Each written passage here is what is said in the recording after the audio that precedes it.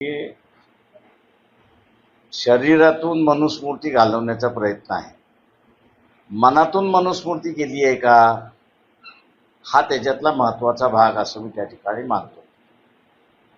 मनातून जोपर्यंत मनुस्मृती जात नाही आणि मानवतावाद येत नाही तोपर्यंत आपण कृती करत असताना जे डोळसरित्याने केली पाहिजे तो डोळसपणा राहत नाही.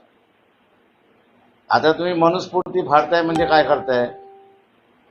आता कोणाला तरी साध्या सुध्या माणसाला हे लक्षात आलं पाहिजे की मनुस्मृती फाडत असताना तिच्यावरती कोणाचा फोटोच नाहीये त्या सगळ्या याच्यावरती, किंवा मनुचा असणार एकच पुत्र आहे आणि तोही राजस्थानच्या हायकोर्टासमोर आहे, पण तोही झाकलेला अशी परिस्थिती आहे.